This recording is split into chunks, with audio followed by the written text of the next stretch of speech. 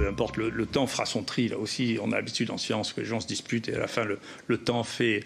Mais globalement, il y a eu là-dessus une émotion, et je le dis là encore une fois, parce que c'est ce que je pense. Je pense que le ministre a été mal entouré à ce stade-là, parce qu'il faut avoir des remparts quand on est politique. Il faut avoir des gens qui soient capables d'analyser les articles, qui soient capables de dire, écoutez, ça c'est raisonnable, ça l'est pas, de manière à ce qu'on ne se retrouve pas dans la situation au milieu du week-end à faire des déclarations sans que personne n'ait vraiment lu les papiers. La santé publique, c'est 70 à 80% de politique et 20 à 30% de sciences et de médecine.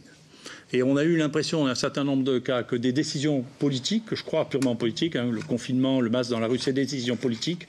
Il n'y a pas de données scientifiques qui permettront jamais de prouver ça, parce que c'est des notions d'écosystème qui a été déchargée sur des scientifiques et des décisions médicales qui ont été préemptées par le politique. Dans l'histoire de l'humanité, si les gens ont tellement peur des épidémies, c'est que les choses qui ont changé l'histoire de l'humanité, c'est les guerres et les épidémies.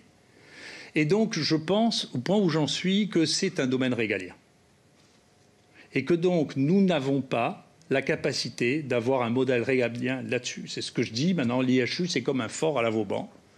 Et je proposais, je vous assure, je ne proposais pas un, bien sûr, j'étais content qu'il y en ait un à Marseille, je disais il faut qu'il y en ait 7 en France, dont un à Paris, un à Lyon, un à Lille, pour avoir un endroit dans lequel on puisse recevoir les malades, dans lequel on puisse faire des milliers de tests, dans lequel on puisse faire de la recherche et de la veille épidémiologique. On ne peut pas faire la veille de tout un pays de 65 millions d'habitants à Saint-Maurice. Vous me demandez pourquoi je ne suis pas resté dans ce conseil scientifique, c'est parce que je considérais que ce n'était pas un conseil scientifique. Ouais. Et que je ne fais pas de présence, je n'ai pas le temps. Et donc, les gens qui étaient là n'étaient pas. Je sais ce que c'est un conseil scientifique. Moi, j'ai un conseil scientifique pour l'IHU, je vous assure, qui fait rêver le monde entier, de qualité. C'est que des stars de leur domaine.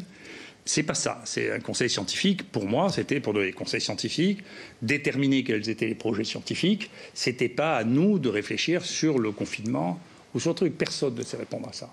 Donc, les discussions qu'il y avait dans ce conseil scientifique ne me concernaient pas. On comprend très mal l'épidémiologie des maladies infectieuses depuis très longtemps. Tous les gens qui vous diront que c'est simple sont inconscients ou ignorants de leur ignorance. Et tous les gens qui vous feront des modèles projectifs sur des maladies qu'on ne connaît pas encore sont des fous.